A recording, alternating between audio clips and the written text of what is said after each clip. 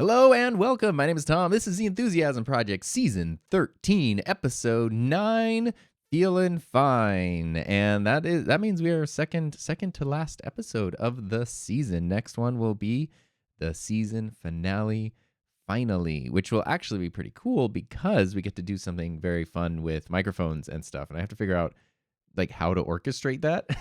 So I'm a little curious, but I think that will be actually incredibly fun. So today, definitely got a few things that I'm excited to share. The main topic of today's show is something, I'm going to warn you up front, is something that could potentially sound a little bit ranty.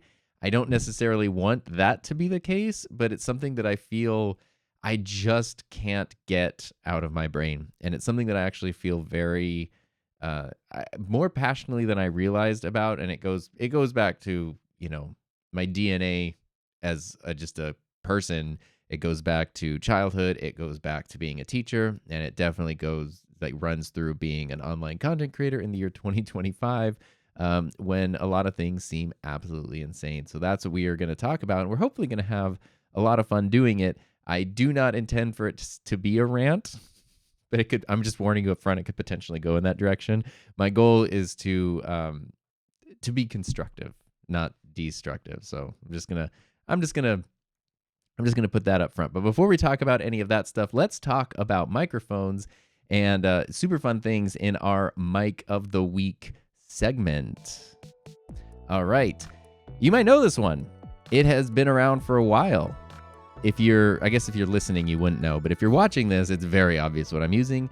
This is the Shure SM58 running through the Rodecaster Duo. And actually, I'm using the SM7B preset. If I take off the preset, wow, there's actually not even there's a difference without the preset, but it's not, some microphones, it's a huge difference. Now I have the preset back on. This one doesn't have as big of a difference. The SM58, I was kind of looking through, the different mics, because what we're doing is I'm using a different one on every episode, so 10 different microphones throughout the season.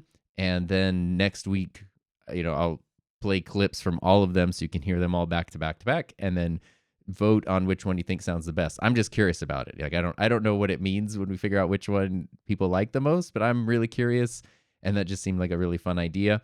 There are a few things that I've been trying to do as I choose the different microphones throughout the season. Is I've been trying to choose a variety. I've been using dynamics. I've been using condensers. I've been trying to use different brands. I have a list over here, so if you see me looking off screen, that's what I'm looking at.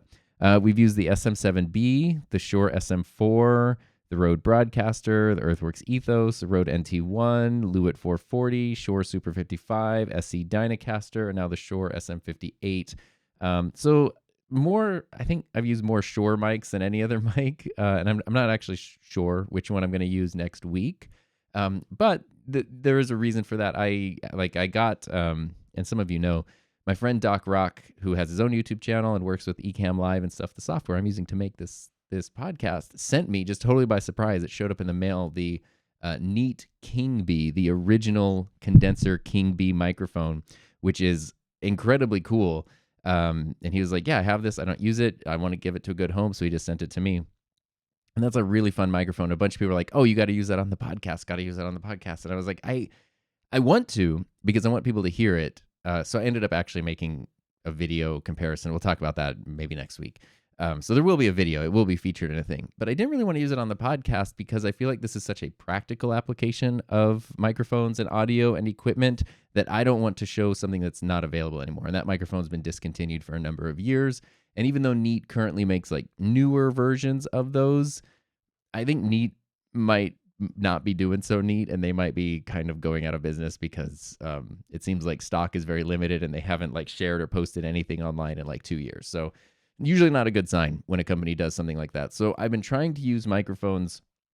They vary in price. This is actually one of the less expensive ones I've used this season, but I've been using mics that you can like go buy right now. So if you hear how it sounds, especially, comparing my voice to your voice or your application or however you want to use it, and you're like, okay, that's the one I want, or, maybe just want to add it to your collection, whatever. I want it to be something that's actually accessible to you. I don't want to show you like, look, this microphone's amazing. Isn't it awesome? It sounds super cool. You can't get it. Like that just, I don't know. I think there's a time to highlight stuff like that. I love looking through, old stuff, retro tech, all those kinds of things, where it's just sort of like, look at this. Isn't it neat? Neat. But this specific, like, not necessarily every mic of the week segment ever, but this season doing the different mics and the different comparisons, I want them to be things that are accessible. And the SM58, the microphone I'm using right now, very accessible. They started making these things in 1966. So this has been around for a long time. It's changed a little bit. Actually, from what I understand, based on the Shure SM57, which was actually like the first real XLR microphone I ever bought. The one I'm holding right now, I'm not talking into it, but I'm holding it. About this 20 years ago when I was in college. Yeah, about this in 2005, so 20 years ago. It's $100, and it's still $100. So I don't know. The price has just always been the same, which is kind of nice. And the SM57, traditionally used as an instrument microphone, but I have mine. I have a windscreen on mine. They use these a lot in, for vocal mics in professional settings. They're very, reputable microphones. I have a knockoff version that I'm holding up to the screen. This is a Pile PD Mic 78. It's a $15 version of the SM57, which is actually not bad at all.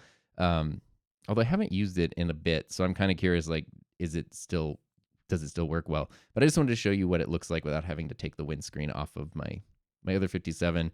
Because the capsules aren't necessarily different, but the windscreen between the 57 and the 58 are different. And so the 57 typically is geared towards instruments.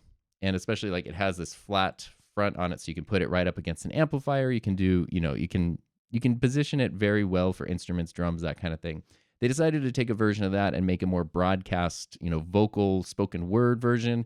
And that's what the 58 is, sort of like a modification of that. So very similar sounds, just sort of different purposes. And, it has a different kind of grill on it. It has a different built-in windscreen. I was thinking of putting a windscreen on here just to prevent any potential plosives. But I wanted you to hear the microphone without it. So if there are a few, it does a pretty good job. I mean, people use these microphones on stage all the time. I keep hitting the cable. I'm sorry. People use these microphones on stage all the time, with great effect. So it comes down more mic technique than anything. And it's kind of interesting. Something I didn't really know was that the 58 was originally designed as a broadcast mic, kind of what I'm doing right now. Like you put it in a studio, it's a broadcast microphone, but it's so compact and it's so durable and it sounds so good and it's easy to use. It really found its home in live performance settings. So you see these, on stages, events. There's different versions of the 58. I'm using just the standard XLR version, but Shure has like the same microphone that has like built-in wireless capabilities and all kinds of stuff, but it's basically the same looking microphone. It probably is, other than the Super 55, which I used a couple weeks ago, this one is probably, if you ask somebody who knows nothing about microphones and never thinks about microphones to like imagine a microphone, this is probably what they're imagining kind of looks like. It's almost like I have a Stratocaster on my wall, Fender Stratocaster. Actually, this is a Squier Bullet, but it's the same design. If you don't know anything about electric guitars and you just sort of think of like, what does a guitar look like? I think the majority of people are going to imagine something that kind of has the shape of a Stratocaster. Maybe different colors, maybe whatever, but that's probably like the basic idea of like, yeah, that's kind of what an electric guitar looks like. I think the SM58 is the same thing for microphones. So it's a fun one. It still has this $99 MSRP. Same with the 57. So they're very accessible. You buy one, it'll last you forever. And that's what's really cool too, is like, my 57 I bought 20 years ago. I bought this 58 maybe like 2 years ago. So at the time, there's an 18-year difference between them. They pretty much sound exactly the same. And if I went back and bought ones that were 20 years older, so a 40-year-old microphone, like it would still sound the same. That's what's really kind of cool with these mics and with Shure mics. They've been around doing this for a long time. They're very accessible. They're very high quality, and they'll just kind of last forever. And you can mix and match new and old ones. So that is the mic of the week. That's what I've been using, the Shure SM58. Ain't it great? It is a lot of fun. But now let's move into the topic of today's show, because I don't want to have fun anymore. no fun, no fun here. This is something that is the idea of fun is something that I feel like is really misunderstood and missing in today. It's just in today's world, period. But I'm gonna focus specifically on the world of like online content creation, and that sort of stuff. And there is it's I've been on such a Blink 182 kick. I would say recently, but just for the past 28 years. But especially recently, there's a song on Blink 182's most recent album, on the deluxe version of the album, called No Fun. And it's great because it's written by people, they must have about 50 years old at the time they wrote this, but having the career trajectory that, a pop punk band that saw worldwide success and everything, from the time they were very young up until now. And it really explores, like, the lyrics of the song really explore fun sort of disappearing from your life and falling into cynicism, feelings of jadedness, boredom, and just sort of forgetting the fun of existing, and then like serving as a reminder that even if you're not 18, you could still try again. And I don't know, I that song, man, that song hits different. Let me tell you, I appreciate that one. So I highly recommend, if you have a couple minutes, go check out No Fun from Blink 182. It's also got like a really fun bass line that is super cool to play. So ironically, No Fun is very fun. And I want to talk about that. I want to talk about fun because, especially in the world of the internet, the idea of being jaded and cynical online, that's like day one of the internet. I don't know what like the first email ever sent was, but it was probably something jaded and cynical. Actually, I know it wasn't.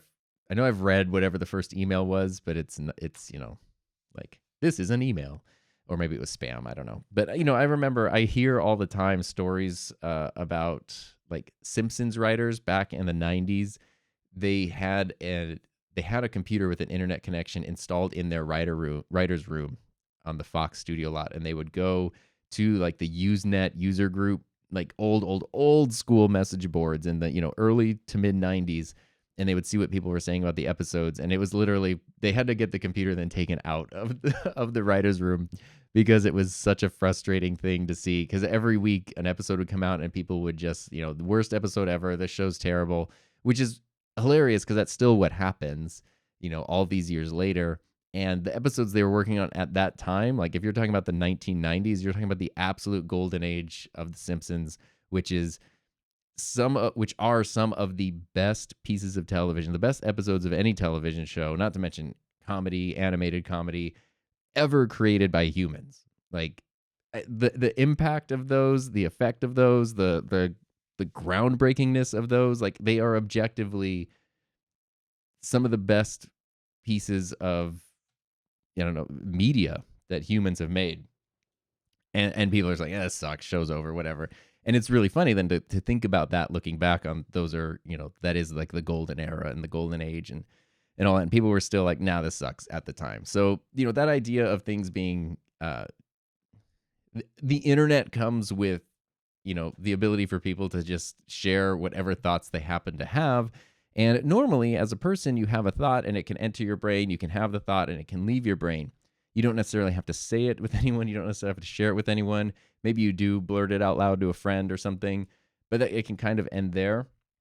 Whereas, especially online, now they're put in writing, they're put on video, they're put into audio, much like I'm doing right now, and then they're there forever. And that gives them a weight. That thought is not just something you had once. It's something that happens every single time somebody sees it, every single time somebody hears it or encounters it.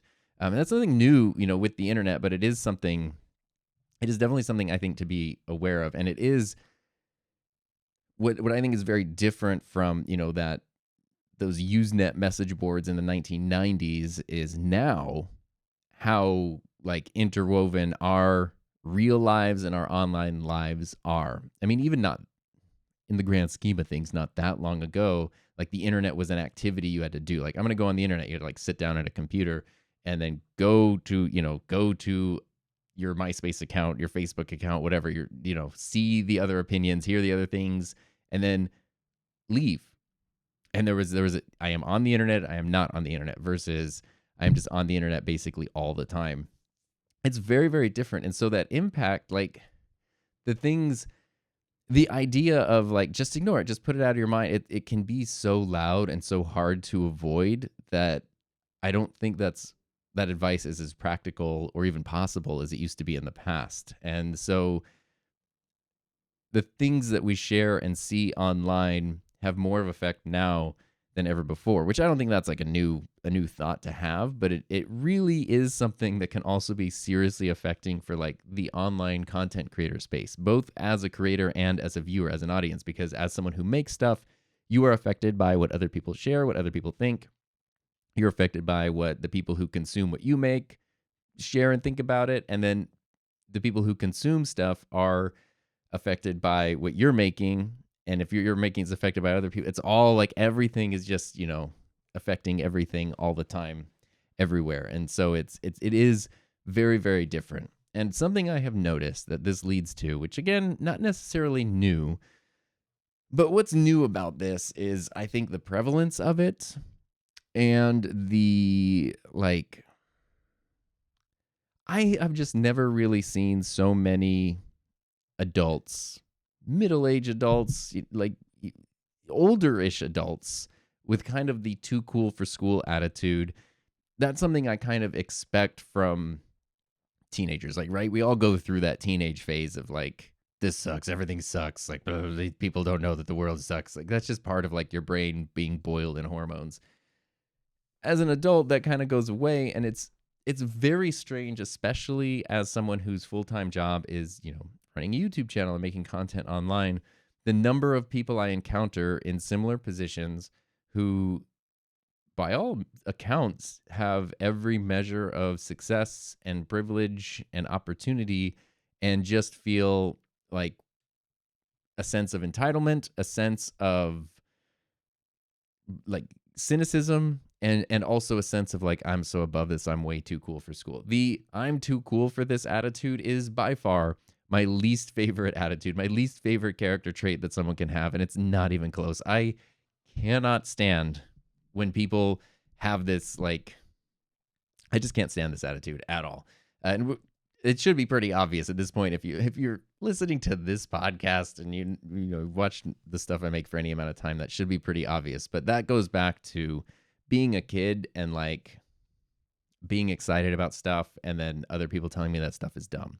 That goes back to being a teacher and, encountering those high school students and those teenagers who are in that, boiling brain hormone phase where they are in the, like everything's dumb phase, and trying my best to overcome that, to help them kind of see through that and to discover things and to discover like a fun and a passion and a joy for the world and life and different opportunities that can pop up and different interests and different things that you can do and explore as a person, and seeing the effect that can have, because you can, even at that point, you can overcome it, you can discover things, and seeing how people could completely change and like their lives could completely change for the better because of it. That became incredibly important. And then jumping into creating stuff online and trying to share a generally like positive, enthusiastic point of view and perspective, and seeing that become less and less common over the years has been something that genuinely concerns me. And that's kind of why we're here having this discussion right now.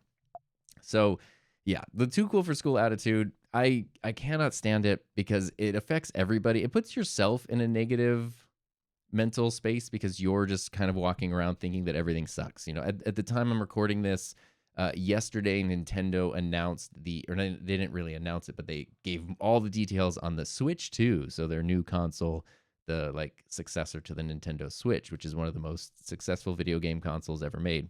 I think it's real close to breaking the record for most consoles ever sold of like a single generation. If it hasn't broken the record, it's like right there.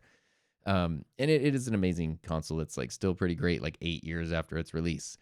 they announced the other one, which is like pretty sweet. It can do a lot of cool stuff. It seems like, wow, you guys have actually been working on this really hard for the past number of years to, have a great successor to the thing that is very successful.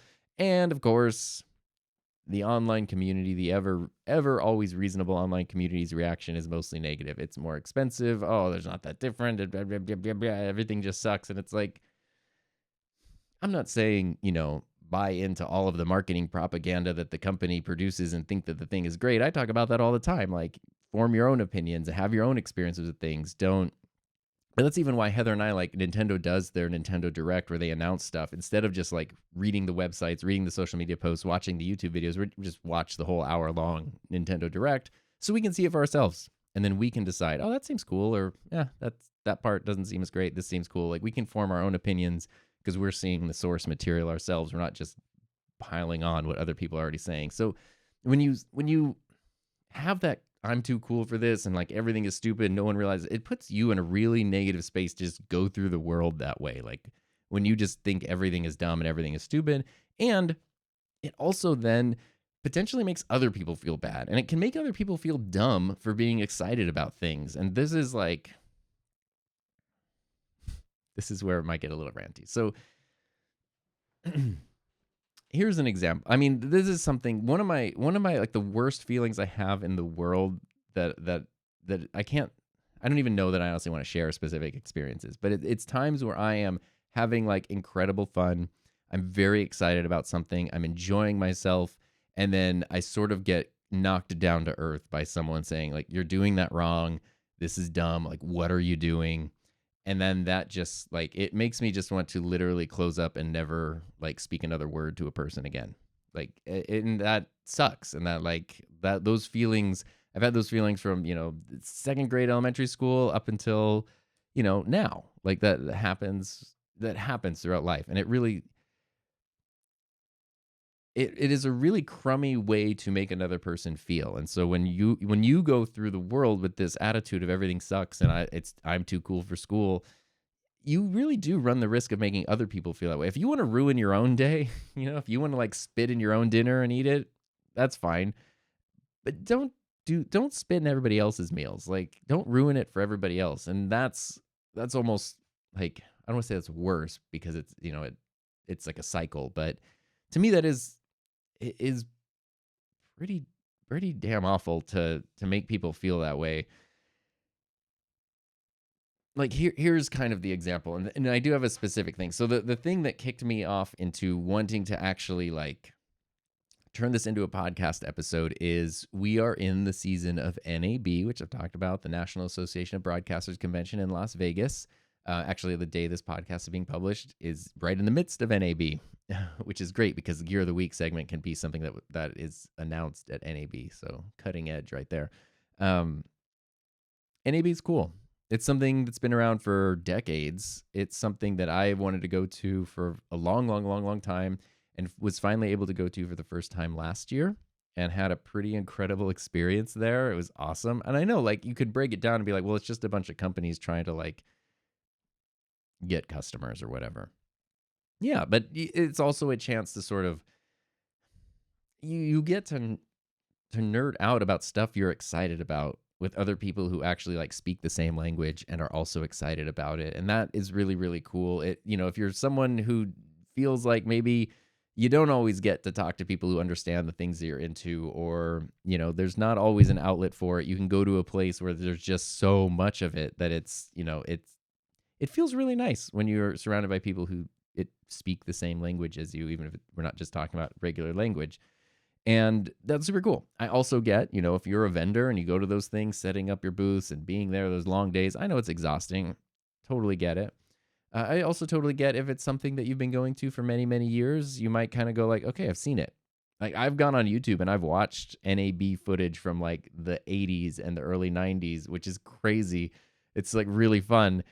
Even though the gear and everything is obviously very different, the convention itself kind of looks similar. Like it's like, wow, okay, this has just been happening for a long time. So I get it. You've been doing it for a long time, especially if you've been doing it in a work capacity and less of a like exploration fun capacity.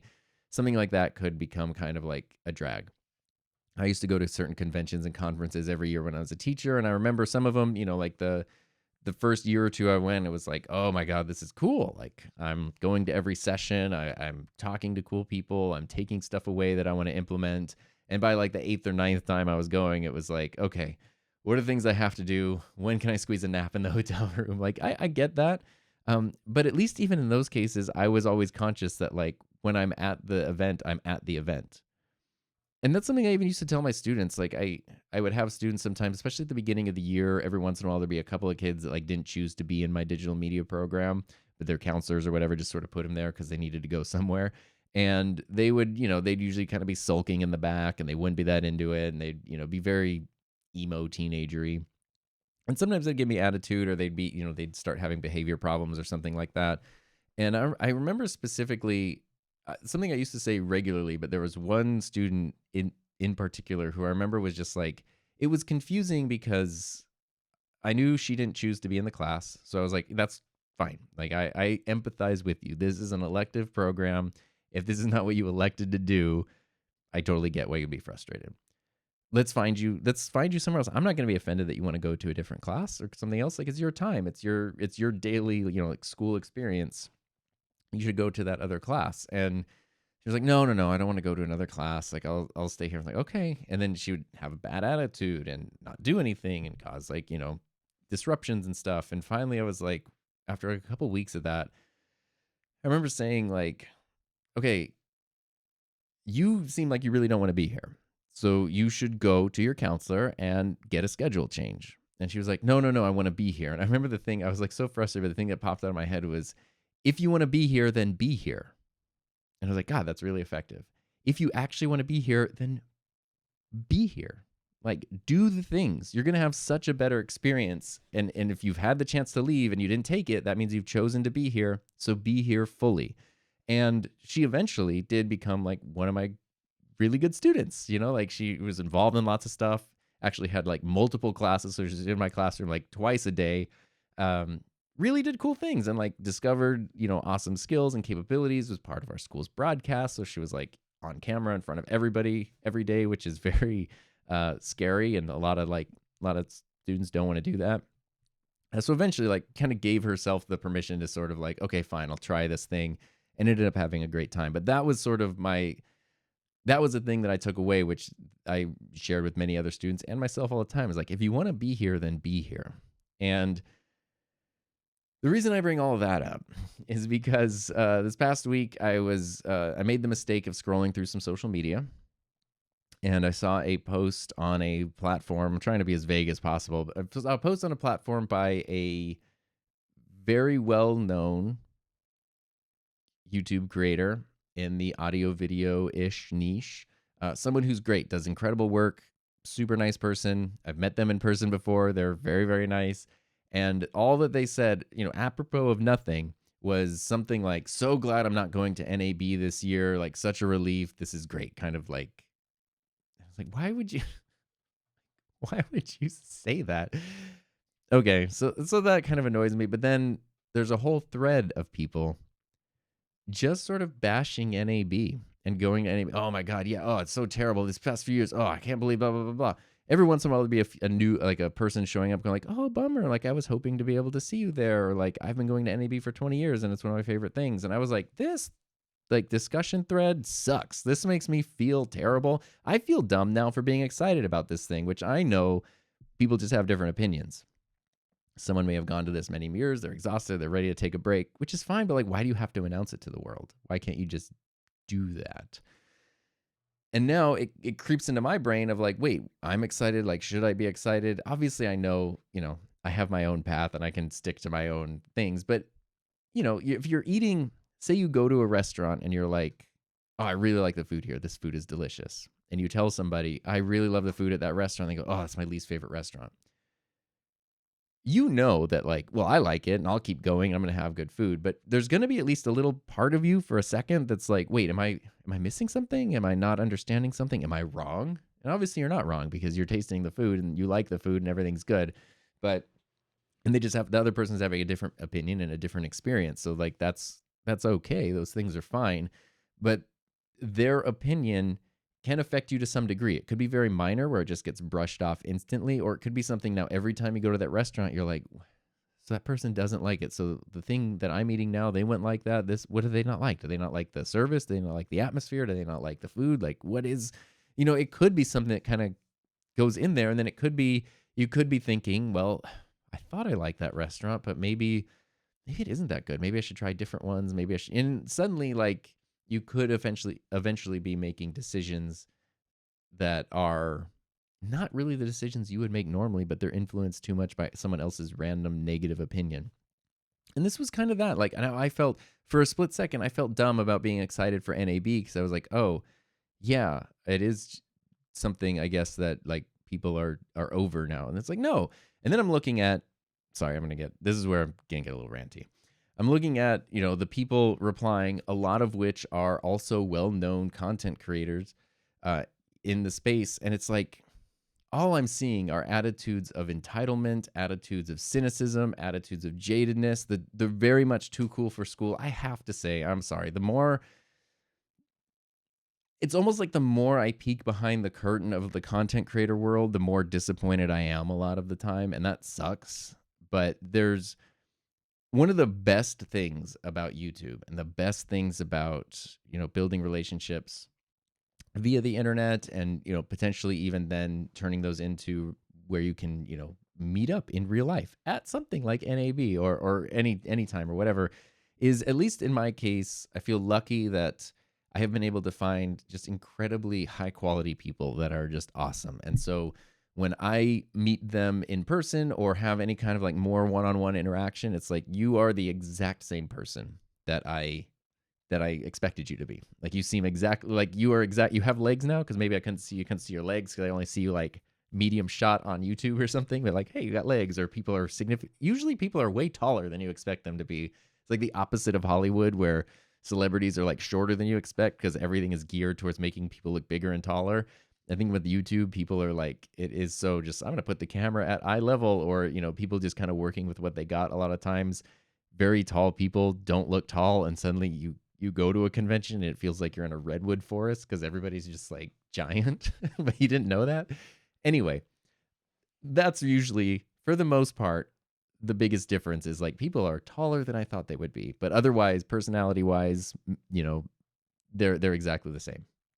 There is a subset where it is like, oh, there's a mask, and when they are not on camera, the mask comes off, and it's just not the same at all. And it makes me realize, wow, everything I thought is wrong, and it's jarring. And it is also like, it's disappointing because I'm kind of naive, and I sort of assume like there's certain things that sort of connect us just through the basics of like, you like making videos, I like making videos. That probably means maybe you like cameras, maybe you like microphones, even if your videos aren't about cameras and microphones. And then you find someone else. Like, I've had people say like, I've had people say that they do not care what they make as long as it goes viral.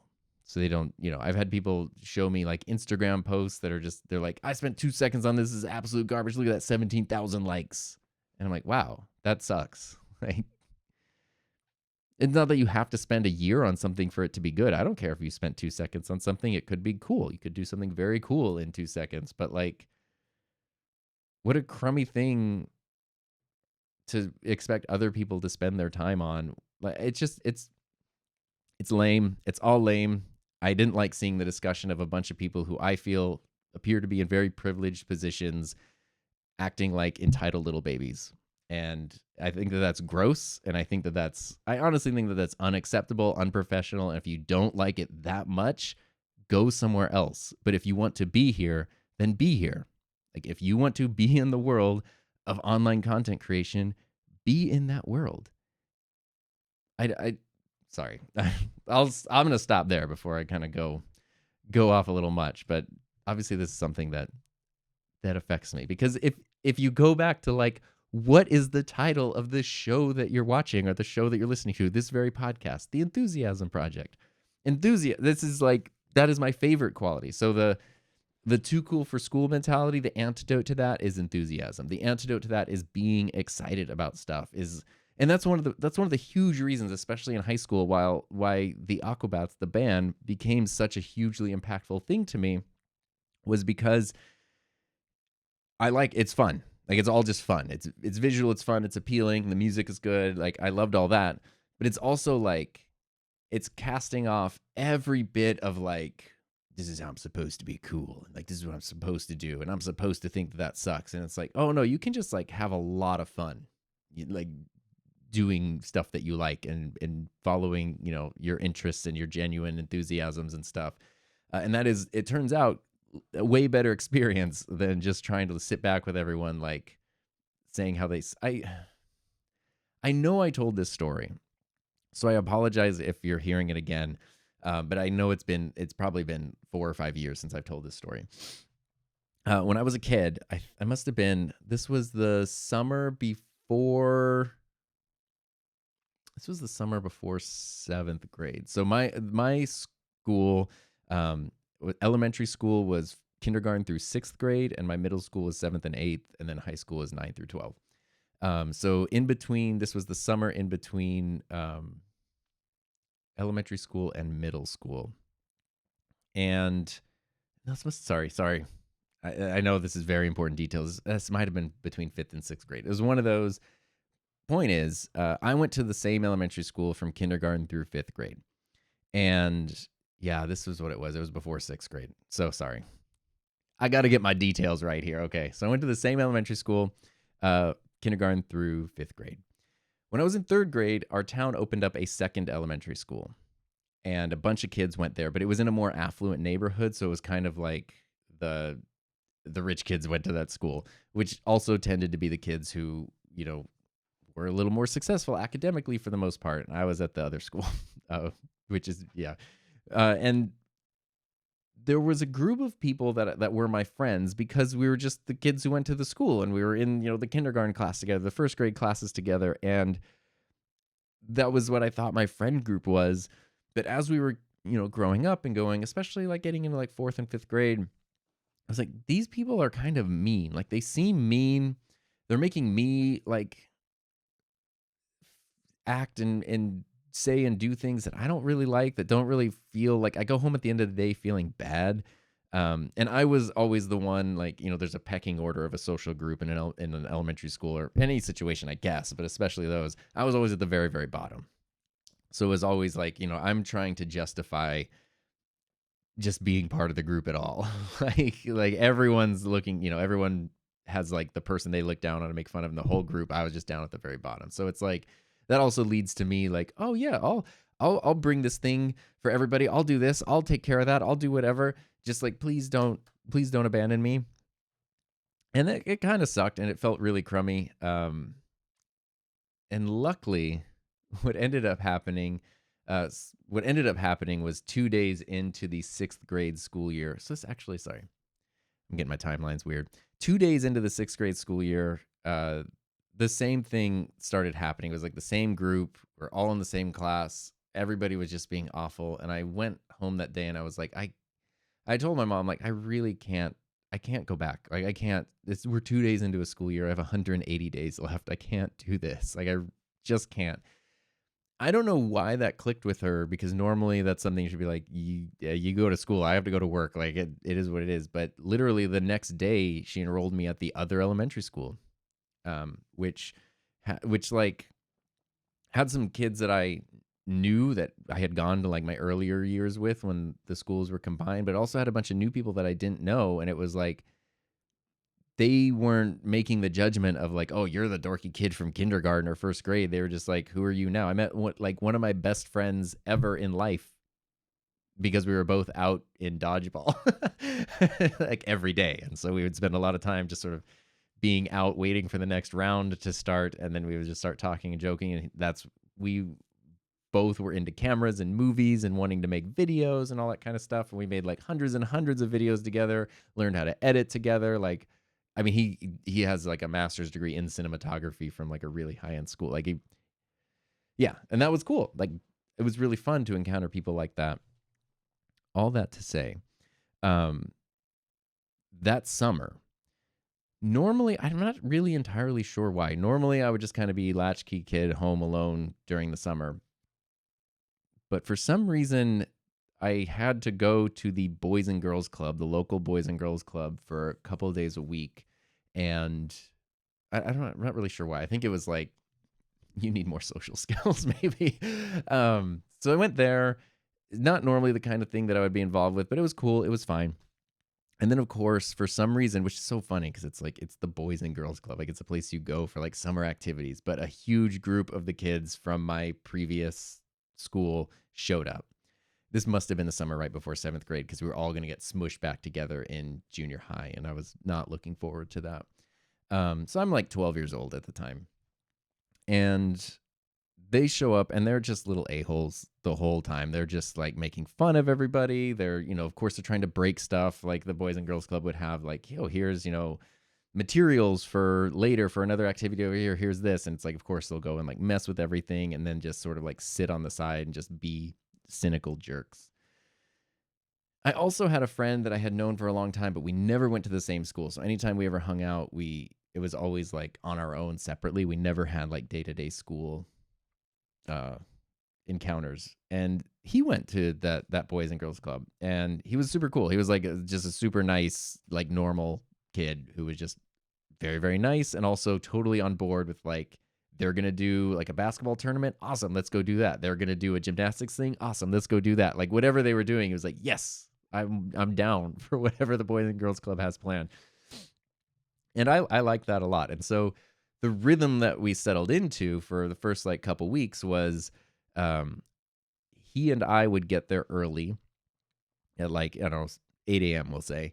And for the first 2 hours, it would just kind of be us and we'd just be having a ton of fun. And then around like 10 a.m., that other group of like jerks would show up, and I felt I was like, I gotta go. And I literally remember I have the image in my head of like them walking in, and it's even like just because of the way the building was, like walking in the front glass like door window things, and the sun is behind them. And I just remember like it's like silhouettes, like the angels of death showing up because they were here to kill all the fun. And I remember like even my other friend, like he would always be like, okay, I'll see you later. And then like he knew they would show up, I would leave. And then all we would do all day, like everyone would be doing all the activities, and all we would do is just sit against the wall, and they would just say like, look, the person's stupid. That kid can't run. They're never going to make that shot. These kids are so dumb. Like it was just that all day. I was like, you're spending like 5 hours just doing this. And it was just like infuriating. And it's like, I hated it. And I remember there was one day, and this was a great experience actually. So I'm glad I'm telling this story again. There was one day, same thing happened. I got there early. My one really nice friend was there. We were playing basketball, just like, I don't know, two relatively unathletic kids trying to put the basketball through the hoop. And we're having fun. We're just goofing around, talking, playing games, whatever.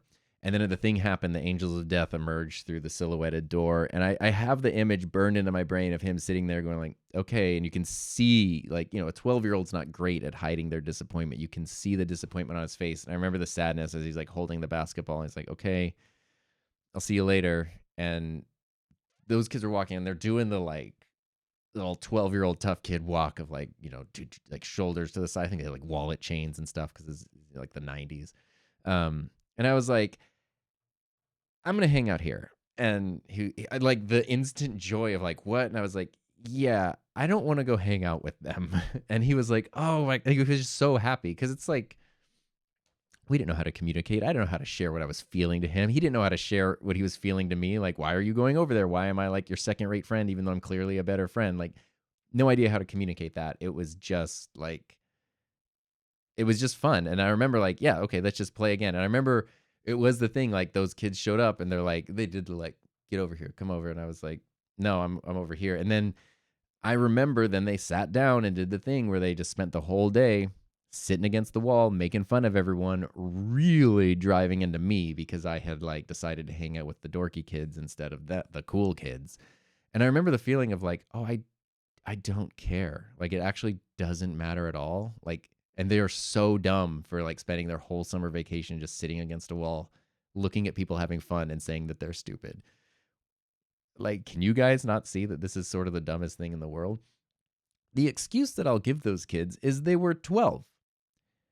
The things I'm talking about that I'm seeing, happen online in the discourse now, these people are like in their 40s. Maybe it's the same kids. The timeline would kind of drag. But like, I'm a little less patient with that. And I really feel the thing of, if you choose to be here, be here. If you want to go to an industry convention, go. If you don't go to it. But you don't have to publicly say how terrible it is, which makes other people feel dumb, potentially feel dumb for enjoying it. Like, growing up in Southern California, I live like 100 miles away from Disneyland. So throughout my life, I've been lucky enough to be able to go to Disneyland probably like 100 times. Had annual passes back in the day when it was like $260 for an annual pass, which is crazy. I don't even think you could get in for a day for that price now, which is why I haven't gone in a long time. Disneyland got really, really expensive. And that's that. So, but I don't go around broadcasting that, aside from this very moment, to make an example, because other people really like still going to Disneyland. I would still like to go, but it's crazy expensive and crowded. But other people really enjoy it. Some people have never gone, and they get to go for the first time. So I don't want to sit here and say all the things that, like, it used to be better this sucks now, this isn't as good. No, I'm tired of that now. I don't want to do that. I want to be able to let them have their fun, have their own experiences, and enjoy it. And if anything, like, I can tell you all this stuff. Oh, yeah, I love this part, love this, love that, love that. Here's some cool memories from when I can share all the good things and keep the criticisms to myself, unless I'm in a discussion where those are valid. Like, someone from Disney is like, hey, why haven't you come in a few years? We would like to know. Okay, here's some feedback. But I don't need to ruin someone else's experience for no reason. And that I just can't. I think I'm just running out of patience. As the host of a podcast called The Enthusiasm Project, I'm running out of patience for the too cool for school attitude. And it's not even close. So let's talk about it. I don't want to just complain. I don't want to just be a complainer. I want to talk about, what can we do about this in general? What are some things to keep in mind? And I have a feeling if you're this far into this podcast episode, we're probably not too different in terms of how we feel about things and the things we think about things. So going back to Blink-182, what's my age again? As an adult, if your responsibilities are covered, your commitments are covered, you're not putting yourself in any kind of like peril, who cares? Do what you want. Like, we're all gonna be dead at some point in the relatively near future, probably, in the grand scheme of things. Even if it's within the next 50 to 100 years, that's pretty soon. So do you want to spend your time sitting against the wall making fun of people having fun, or do you want to be someone that's out there actually having fun and enjoying yourself? So if you got all your boxes checked, who cares? If you want to dive into things that seem like, oh, I shouldn't be doing that as an adult anymore. No, 100% you should. Remember what it was like when you were a kid without having jerk friends influenced you. Remember how you would just like explore things. Remember how things would just sort of catch your attention. Like, as a kid, microphones.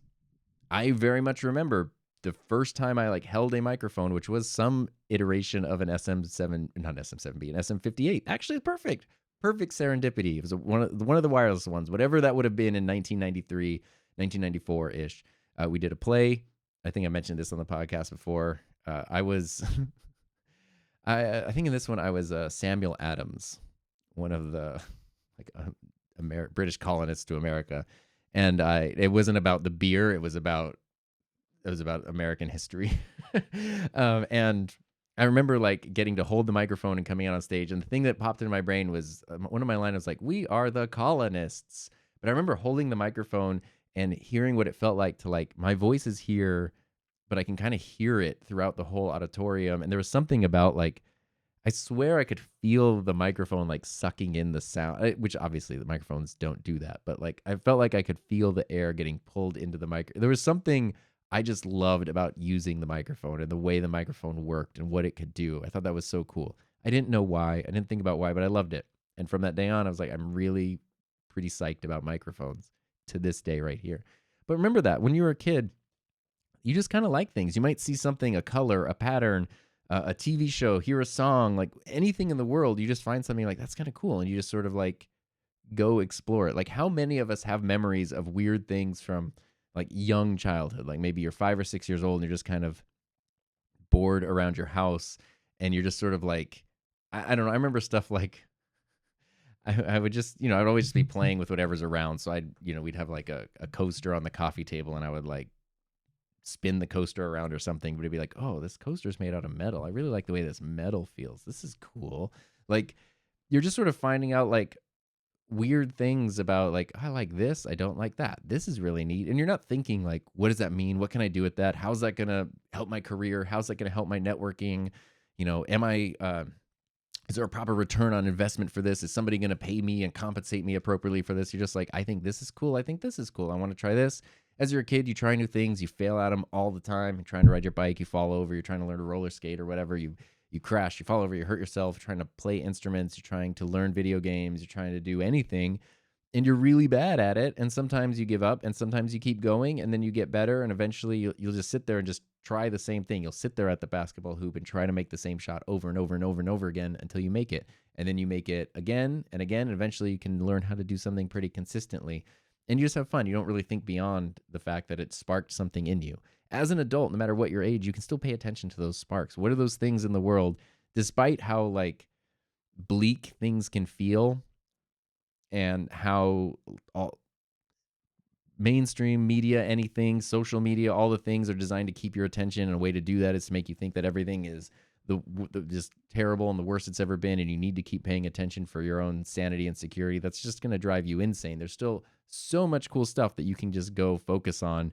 And like anytime you feel that spark, that childlike spark of, this is neat, that's cool, what's that? Realize that and follow that. Who cares where it goes?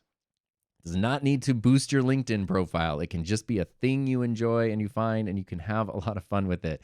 And that, yeah, I think that's one of the best things to do. Remember what it's like to be a kid. Find the things that speak to you personally as an individual. Be critical of stuff, because you are an adult now. You do have life experience. It doesn't mean you have to love everything.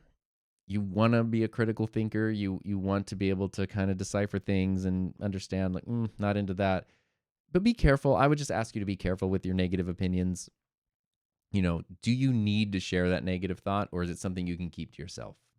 Is it valuable to somebody else to hear that, or is it just going to ruin their fun and just kind of ruin their day? That's a big reason why I don't like to do a lot of negative reviews on my channel, is because I don't want to get something, even if I don't like it, say that it sucks, and then I think of the person who just got the thing, is super excited about it, looking up YouTube videos about that thing, and now they're like, oh, that sucks. I thought this was cool, but I guess it's not. It's like nothing changed except I put a negative thought into their head.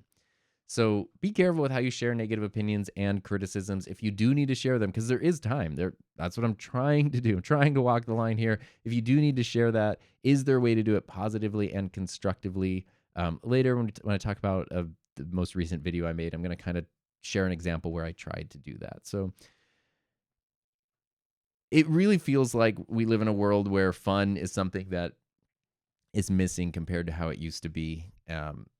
And I think there's a lot of reasons for that. And my main goal today is to kind of just point that out and maybe offer some reminders of like the importance of fun in the world, the importance of fun in our lives, and the probably now more than ever importance, especially as an adult, of paying attention to those things that sort of spark those feelings, and then following them with, wholeheartedly, following them enthusiastically, doing anything you can to not have the too cool for school attitude. So with that in mind, actually, something that is cool, let's do a channel check-in. See what's happening, because this ties in perfectly to exactly what I was talking about. Stuff that I want to share that I've been working on. Most recent video, I titled it "The Best Computer I've Ever Used," and it's essentially a 3.5 year later review of my M1 Max MacBook Pro. And this is funny because this ties in so well with the topic of today's show, and actually didn't necessarily plan it that way. It's just like, this is the video I made. This is the topic I'm doing. Something that happens anytime a new computer comes out, especially an Apple computer, especially because I was so vocal about how awesome the M1 series computers were when they released, and I still think that they are. That I'm recording this on my base model M1 Mac Mini, 8 gigabytes of RAM, 256 gigabytes storage, baby. These computers are amazing. And if you used anything prior, especially like an Intel Mac, and you made this leap, it's like this $600 Mac Mini was so much more powerful than like my $3,500 Intel MacBook Pro that I was using prior. Blew my mind. Thought it was absolutely amazing. Every time Apple comes out with a new computer, I get bombarded with like, are you going to upgrade? You should upgrade to this. Get this in the Mac Mini. I don't need to. This computer right now, for what I need this computer to do, does everything I need it to do. My M1 Max MacBook Pro handles everything else. It is a little bit more powerful. I needed the portability and then the extra power, especially when I switched to a 4K workflow, which is something I did after I got the base model Mac Mini. That computer handles it much better. It works, other than Mac OS being not as polished, I feel, as it used to be. The computer works every bit as good as it did the day I got it. Maybe even better, because some stuff has even been optimized in the years since, especially for the new M series processors.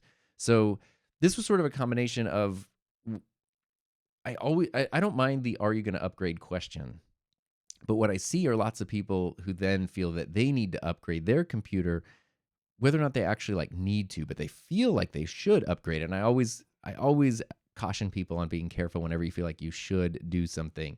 Like, do you really think you should do that, or are you just being shoulded? We don't want to should all over ourselves here. And that happens, of course, every time new Apple computers come out. People publish these meaningless benchmark scores that are just like, this got 480,000 on this one benchmark thing. The old one was 440,000 on the benchmark thing, and I'm like, okay, my computer does everything I need it to do. What is that extra thousands on the benchmark? What's it going to do for me? Like, does it change? What does it change? There's no doubt that the newer computers are better than the older computers. Like, I would expect a newer computer to be faster and more powerful and more efficient than the older one. But like, especially with the M series Apples as an example, the need to upgrade is just not necessarily there. I've even seen people like on iPhone launch release day start posting all over social media like, what do I order? Tell me what to get. I'm like, if you have to ask that question, you don't need anything. Like, get a new phone if you want a new phone. If you need a new phone and you have the means to get one, go for it. Otherwise, you probably don't need. You're fine. Whatever you got's probably fine. You're going to put a case on it anyway. It's going to look exactly like the other phone anyway, so you're probably fine. And that's the thing where when that happened this past fall, when like new computers came out, people were kind of losing their minds. I think the computers are great. I think if you're in the market for a new computer, it totally makes sense to get one. If you're somebody who enjoys upgrading because you like it, you're a computer nerd and you want to always have the newest one, like, that's cool too. I really feel for the people who are in the situation where what they're seeing what they're seeing and reading and hearing makes them feel like they need to, and the thing they have isn't good enough. So I actually wanted to make a video called "You Probably Don't Need a New Computer." And I was going to talk about why you probably don't need to upgrade. But I wanted to avoid that because I felt like it was a little bit too negative and it was a little bit too critical. And I didn't want to make people feel bad for upgrading. I didn't want to make people feel bad for reviewing new computers, for making video. Like, that's not my place, and I don't feel that those are bad things. I just wanted to kind of look out for this group of people over here that was sort of being shoulded on, it felt like. So I liked the message in that, but I couldn't figure out a way to communicate it in a way that didn't feel like unnecessarily critical.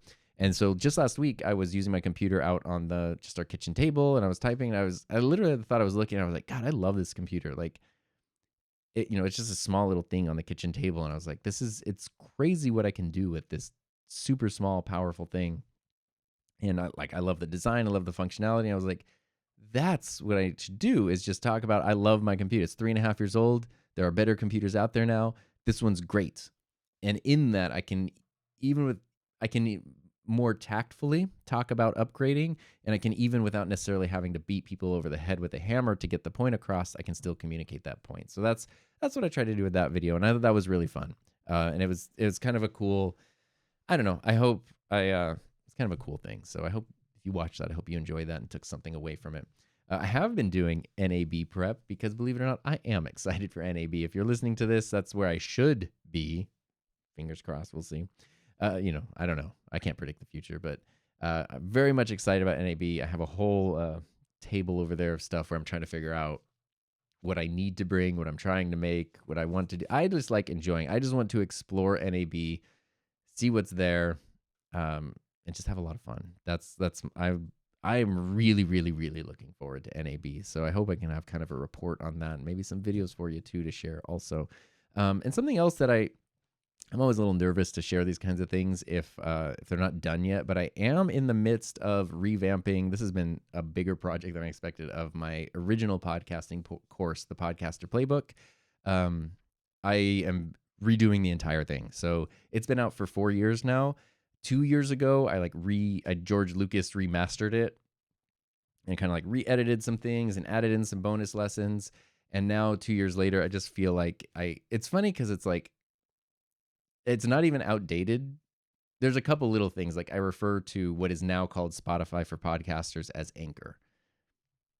That's not really a big deal. The main points of like production and the things that you need and I really tried not to make the course tied down to a specific piece of equipment. So it's not like a Rodecaster Pro course. It's like, here, you could use an interface, you could use a mixer, you could use a standalone recorder. Like, I'm not tying it to gear, so it's a little more timeless. But I've just sort of felt like you can see like my own presentation style has evolved, my own production quality has evolved. And so I've always just felt a little bit like, oh, if somebody clicks on it, they're gonna see like a recent video and they're gonna go there and it's not gonna match, even though it's like completely fine and I'm still proud of it. I just, it's been, I want to make sure it's as good as it could possibly be. So I've been redoing that. So it's a 4-section course. If you don't know, it's how to produce your own podcast from start to finish. You create your first episode, which also then helps you establish a workflow. So the first section is actually already done. And I decided I was going to redo the whole course and then kind of revise everything all at once. But uploading that many videos and that much stuff, it's kind of a nightmare. So instead I'm doing it section by section. So I have the first of 4 sections entirely done. If you already have the course, you can log in and see the new lessons are all there. And, anyone who signs up now gets those. And they, something I'm trying not to do when I did the course originally, for some reason, continuity was really, really important to me. And so it was like, I can't move the camera. I can't move anything here. I have to wear the same thing every time. So it's like everything looks exactly the same. And I guess I wanted it to be like consistent, professional. I had done it. It was like the first big project I did after I left my teaching job. So I just wanted it to be like as professional as possible, which it is. But it made it really hard to update stuff because it's like any change is like it feels so out of place. So as I'm revamping it, specifically, I'm trying to have each of the 4 sections have a very different because usually I film multiple lessons in the same day. So I'm trying to make sure each section has like a different setup. So that way, just as you go through the course, you're going to see different closes, different clothes, different setups, different everythings. But even within those sections, if I need to switch things around or move, or one, I need to get a haircut in the middle. So it's like you go through like lesson 1 and 2, and I have like longer hair and a longer beard. And then you go like sections 3 and 4, lessons 3 and 4, and I have like clean shaven, short hair. And then you go 5, 6, 7, and I have like long hair and like a beard again. So, but that's fine. I kind of wanted that to be the case where it's like, we're not focused on trying to make this look like I made it all in one day, because I didn't. It's a very big project. And then also over time, it makes it way easier if I need to change just one lesson for something. I can drop in a new one. And it's not going to feel totally out of place. And I have like bonus lessons and things. So it feels just like more, to me, it feels more vibrant and rich overall. I'm really proud of it. So I have that first section done. The second section, I have like rough edits of every lesson done. I need to do the final edits and then film and edit the final 2 sections. So that's something, it's going to take a while. I had to pause that to get ready for NAB and everything. I'm hoping I could have that done in the next month or 2, but it's just kind of, I want it to be as good as possible. So I don't want to rush it and I don't want to get tired with it, because I'm very excited about it, very proud of it with how it's coming along.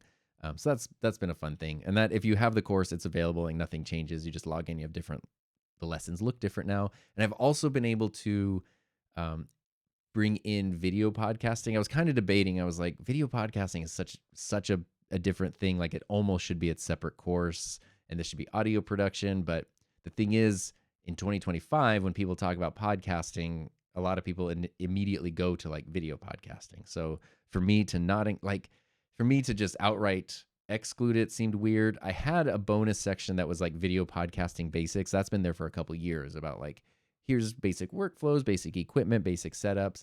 But now, as I'm redoing it, I'm adding in video podcast lessons. So, like, for example, there's a section on recording hardware and software. It used to just be recording hardware and software, and now it's 2 lessons. There's audio recording hardware and software, video recording hardware and software. And in the audio section, I specifically say, if you're doing audio only, check out this lesson. If you just want to watch the next one for fun, go for it. But you could skip it if you're not doing a video podcast. If you're doing a video podcast, watch both lessons. So that way, like, without being too distracting, I'm able to weave in both workflows and both approaches. And I think that I'm really happy with how that is coming together, because it makes me feel more confident that the course covers all the bases that everyone would need, which just makes me more confident in it, because I want people to buy it and be happy with it, not like feel like they didn't get enough for it. So anyway, that's a big thing that I've been working on, and will continue to be working on. And I'm scared, that I don't like talking about that kind of stuff before it's finished, because it's like when you tell someone like, I'm gonna start dieting and exercising every day, and then you're like, yeah, I feel pretty good about doing that, and then you just don't do it. But I am in the midst of this. Like, I'm roughly halfway done with it, so I'm like, okay, we're there. And the existing course is great. Like, not to toot my own horn, but I going back and watching something you made a while ago, it's like, oh no, I did a good job. I actually put a lot of effort into this, and it is good. Which is why, like, people have said good things about it, so it makes sense. Speaking of good things, we're gonna do Gear Spotlight, and I'm excited for this one because this is something brand new that I think is actually pretty cool. This is it's a hilarious name to me, the Saramonic K9, but it is not a dog, and it doesn't sound like a dog. It is a wireless microphone system. So this is something that Saramonic is announcing at NAB. It's already, they've had it like for sale on their website for a while, but it's not officially announced until NAB. But it is something that they sent out to me a while ago that I've been using, and I really want to share with you. I'll probably find a way to incorporate this into its own video, because this is pretty awesome. So awesome, in fact, that I actually had to set up a second shot here on my Rodecaster video for the video version, which I'm using. I ignore the crazy oversaturation, because yeah, I have my colors set for the Canon, and I'm using an OBSBot Tiny 2 webcam, and that's what I'm doing up here, which is awesome, because this is one of the few webcams I found that works with the Rodecaster video. So you can plug it in through USB and it works great. But I just wanted to share the Saramonic K9 with you to see what it is a dual transmitter UHF system, which there's been a couple of these. Most UHF microphone systems wireless systems are single transmitter. So you have a body you have a receiver and a transmitter, unless you get into like the crazy broadcast things that they're using in like studios and sports events and stuff. Dual transmitter UHF systems are relatively new. The only other one, this is really a direct competitor to the Deity Theos, which came out maybe like 2 years ago, a year and a half ago. And I very much prefer this, even though they're similar in a lot of ways. And the thing with Saramonic, just, Saramonic did send this to me, to check out. I don't have to do anything with it, of course. We've talked about how that works. This is pricey though, and that's what I want to let you. This is a $1,000 MSRP for this, which is in line. It's actually less than the Deity Theos. I think the Theos is $1,200. So this is less. I am relatively new to Saramonic, but something I should really say is they sent out their wireless Ultra system a while ago, which is basically like a version of the DJI Mic 2. It's a tiny wireless system there, and there's new firmware, so I want to kind of revisit it a bit, but honestly, I was really not a fan of it.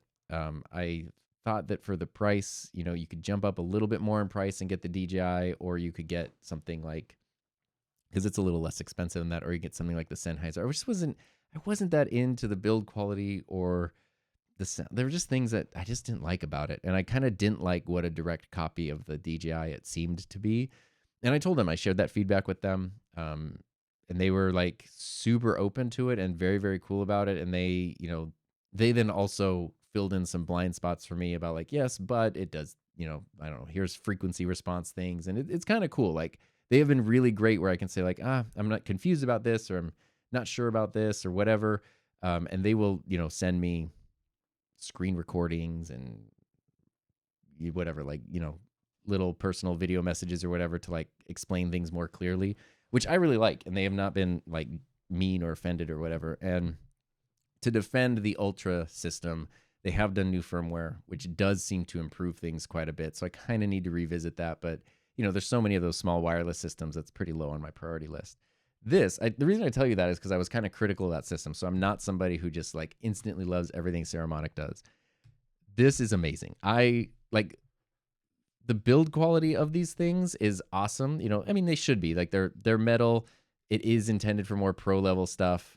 This is the receiver right here. And then it comes with antennas. If you're in the US, so it also does have 32-bit float recording capabilities built right in. So in the battery compartment, of the transmitters, there's a slot for a micro SD card, which the kit came with.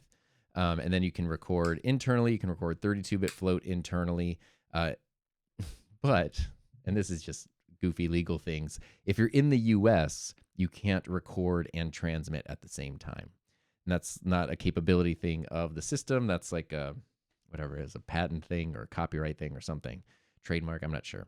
If you're out of the US, you can transmit and record at the same time. And it comes with a bunch of different antennas. So depending on what frequency ranges you're at, UHF gets a little more complicated than 2.4 gigahertz. But it comes with different antennas for wherever you're at, whichever frequencies you need. It makes it super easy. So, and it comes in this cool case here. Like I mentioned, the build quality is awesome. The transmitter has, like the displays are really nice and the menus are super intuitive. Having used compact systems, like I use some of the really, really old Sennheiser ones, which work really well and they'll last forever, but like trying to go through the menu on a 10-year-old device was different. This is super intuitive. The menus work like incredibly well. They're super high res. The receiver even has like a top LCD, so if you can't see the front of it because it's like mounted on a camera or something, you can at least see the levels on the top, which is awesome. And you can send different outputs from it. So there's actually 2 outputs on the receiver, and you can choose what mix you want. If you want one mic from each output, if you want both on one, if you want mono, stereo on one, like you can totally customize your A/B outputs here, which is cool. I haven't seen that before. This is also what it's like IPX, forget what it is, but it's, a basic level of water and dust resistant, which is kind of cool. I don't know that you would want to put them underwater or anything, but there's at least like, you don't have to freak out if you use these in the rain or something. And again, build quality is awesome, super cool. They work great, they sound great, but what I also really like about this kit is they kind of took what I've seen in other systems, and especially the Deity Theos, and they just leveled it up. Like the interface and the way that the receivers work is significantly better. You got everything you need in terms of XLR cables included and adapters, 3.5 millimeters. They even have these little colorful label tags. So like on the end of my receiver, I have a green one on one side and a blue on the other, which you can change really easily. They're not stickers, but you can label then your transmitters with those colors. So you can know like, okay, blue is channel 1, green is channel 2. They have, all the Roy G. Biv colors there. And then it also came with 2 tiny lavalier microphones in this like really cool little purple case that I like a lot. And these are, if I can show you through the cam here, but these are like the smallest lavalier microphones they're so tiny. So if you need to hide these under clothing, if you need to like hide these under accessories, or you just want something that's small and discreet, these are awesome and they sound great. So I haven't made a video about this or included this in anything, but I've just been doing my own little like initial preliminary testing and stuff, and it has been absolutely awesome. So I'm planning some more fun stuff with this. So the Saramonic K9 dual transmitter wireless is pretty cool for UHF. That's something that we've kind of come to expect with 2.4 gigahertz, like the DJI Mic 2, the Rode Wireless Pro, all those. We kind of expect like you get 2 transmitters and a receiver, but UHF, it's a little different. That's a totally different ecosystem, a totally different workflow. And dual transmitter UHF systems are a little more rare, a little harder to come by. And Saramonic did an amazing job with this one. I absolutely love it. And I hope you like it too, or I hope you're interested in it too. So that is our gear of the week, is the Saramonic K9. I lost my keyboard to move things along as we go into the listener messages segment of the show. I had a couple of comments to highlight and also a voice message. So we're going to start with the voice message. This is from Chuck, and what Chuck is asking about are the mounts that I use to put microphones on the wall. So take it away, Chuck. Yeah, hi, Tom. My name is Chuck. I'm a voiceover talent. Love your podcast channel. I'm curious how you mount the microphones on the wall. It's a great idea. I've got quite a few mics myself, and instead of having them on a shelf in a closet, it would be kind of cool to mount them and kind of show them off in the studio. I think I found a mount that does it on Amazon, but I'm not quite sure. So if you're able to enlighten me, that'd be great. If you can do so on your podcast channel, that'd be fantastic. Or if you just want to email me. All right, I cut the message off before Chuck shared his email because I don't know that he intended for that to be shared with everybody. Yeah, so this is a question I've been getting a lot more and more lately. I have 1, 2, 3, 4, 5, 6, 7, 8, 9, 10, 11. At least 15 microphones mounted on the walls in here, which I love and I think is really cool. So I'm going to put 2 links in the show notes for this. One is a link to a video where I show exactly how I do it, and then the other is a link to the mounts that I use. And the video also has those links in it. So what I'm using are just these little, like, I think they're called, they're 5/8 flange mounts. They're essentially designed to put microphone mounts on like podiums, is I believe what they're intended for. So if you have a podium or a lectern, you can kind of drill this on here, and then you can screw like either a microphone directly onto it, or you can screw like a mic stand onto it, because they're just 5/8 mounts, but they're very low profile, which I like, and they each have 3 screws. So I make sure to either find a stud in the wall or I use really strong anchors. And that's basically it. So I'll put all those links in there. I really, really like being able to do this because I love the way microphones look. Goes back to that performance is a generous term in the 3rd grade play. Microphones are very cool, and there's some really cool visual ones. Like I've got the King Bee that I mentioned earlier that Doc Rock sent up there. It's yellow and black, and it's got this cool chrome and a cool shock mount. Look at the Lewitt behind me right here. Behind my head over there on the wall, we've got the original Worker Bee. There's the Shure Super 55. Like, you know, they're kind of like my guitars, right? Like a couple years ago, I hung all my guitars on the wall. They used to just be on a guitar rack, which was very compact and didn't take up a lot of space, but you couldn't really see them. I put them up on the wall, and it's like, it's like artwork. I love staring at them because they're gorgeous. Like sometimes when I'm just hanging out here, I'm just staring at, like, looking at the colors and the shapes, and it goes back to like that, those things as a kid that kind of interest you and draw your attention. And so the microphones are the same thing. Like they're really cool. They're really pretty. They're super, I don't know. I love having them out. It has been great. The question I get and the caveat that I'll put out there is to do with dust, because people ask about that sometimes, as depending on where you live, but it is a very real thing anywhere. You do run the risk of getting dust in your microphones if you keep them. Everything that's not mounted, I have in this drawer behind me here. So I have more microphones there, which it's sort of just a whim which ones are mounted and which ones aren't. Sometimes it's ease of use and accessibility. I pull them off the wall all the time and use them, so it's like every day I'm changing them out. It's just kind of random which ones I choose, but dust is a thing to be aware of. I was using cans of compressed air, but I got one of those little, it's like a electric, it almost looks like a mini hair dryer, but it's like an electric blower. So that way, instead of using cans and cans and cans of compressed air, you just use that. Or just, use a soft cloth and dust them. Definitely be aware of that though, and especially which kind of microphone it is. Some microphones might be more like have open capsules that are prone to dust, so you might want to keep those in a drawer or a case versus other ones like a pod mic or something, especially with a windscreen on it. It doesn't matter. You can put it out. It'll be totally okay. So that's my only caveat, but it is really fun. It's one of the things I started doing a number of years ago. I got the idea from Daniel Batal, who's a YouTube coach, and he posted a thing, I think, on Twitter way back when, showing it, and I thought it was really cool. And I kind of took the idea and did it a lot. I did it 15 times at least minimum.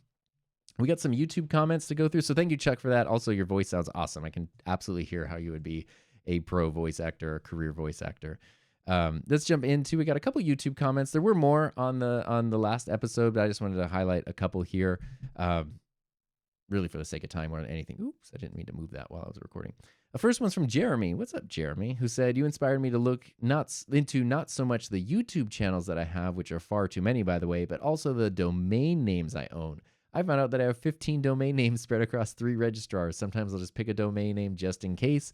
But the reality is, I think if you're limited with your domains and channel name, you'll be more consistent with your content, and it'll be easier for people to discover and remember you. So that's on the episode about what should you name your channel. I'm exactly like Jeremy. I'm a serial domain register where I just like, if I have an idea, I'm like, I'm going to get this if it's available. For specific things, like my YouTube channel is my name. That's important. Like keeping things consistent really does help. I like that the podcast has a different identity. Because it is a different thing to me. My wife Heather has different channels. She has Heather Just Create, Heather Just Play, Heather Just Jump. Like she has, Heather Just Blank. It's kind of like her strategy there. But it's kind of the idea of one name per audience. So if I wanted to do something totally different that was not really connected with like me as an individual, me in the audio video world, that kind of thing, then maybe using a different name or a different type of branding would make more sense. And that's sort of what Jeremy's alluding to here, which is very, very true and very, very helpful. Next comment. This is an interesting one. Oh, I don't want to skip that. I accidentally went too far on my little slideshow. This is from Crom K, who said, "Some thoughts, my thoughts. Please read it like that and adopt anything if it suits you, your goal, and preferences." I like the disclaimer. Appreciate that. With the amount of gear and unleashed potential you have available, both in gear and creative, I would have explored the potentials outside of the comfort zone. I remember back to the last conference when you made a portable SM7B, you were shining. As I said, portable SM7B with some 3D printed improvements. Definitely something I want to take to NAB this year. I really hope you find a way to kick yourself in the butt and get Heather to help you. Let's get enthusiastic. Nothing but support and love. I really like your videos. Be sure to enjoy them yourself. I do. If you ever think that I've never made videos I don't enjoy myself. So like, I hope that's clear. Which is why also sometimes there's a trendy thing happening and then I make a video that's, here's my 3-year-old computer. Like, I do always just make the video I want to do. And I really appreciate the push for leaning into the personality, the personal side of it, the unique things, because we all have things that we can do, right? And they're uniquely us. And it means a lot to me that you would encourage me to do that more with myself, which is something I want to do. The tricky part there, because my big thing whenever I talk about like my career as a content creator is sustainability. I want to be able to do this as long as I can. And when everything you're trying to do is now something new, it becomes like a competition with yourself to one up yourself every time. It could be. It doesn't always do that, but it could potentially do that, which then leads to like a disconnect from your audience. It leads to not sustainability in terms of your workflow. It can lead to a lot of stress. So I like to do that where it makes sense. I like to look for those opportunities more and explore things a little differently. And I have my second channel too, Tombuck 2, where you can kind of see like I've been playing around with figuring out how to do bass covers on there. And I do like to try to find different ways of approaching established things like, like the wireless SM7B is a good example. That's the most impractical thing to do for for like, person on the street style interviews, but it was really fun and I liked it a lot. And it was also a cool superpower because it kind of immediately disarmed people, even though it was like a giant microphone. The goofiness of it like immediately made people feel comfortable when you tried to talk to them. So I love that, and I want to use that more. And I definitely want to do more stuff like that. I just want to make sure to do it in a way that's always fun and sustainable, because I don't want to lose the fun for the things that I do either. I always want that to be cool. So appreciate all the messages, appreciate all the support. I hope my stories and all the rambling here made sense. I hope you're able to kind of take some fun tidbits away from this. I hope to have some fun things to share with you next time in the season finale. And until then, if you want to send a message to the show, you can go to hi-my-name-is-tom.com, leave a voice message. You can always email tom@enthusiasmproject.com, or you can click the fan mail link in the show notes if you're listening to the audio version, or just drop a YouTube comment, because that's the beauty of YouTube. So all that being said, I hope you have a safe, happy, healthy, fun rest of your day, rest of your week, rest of the time until we see each other again. Have a good one. I'll see you next time.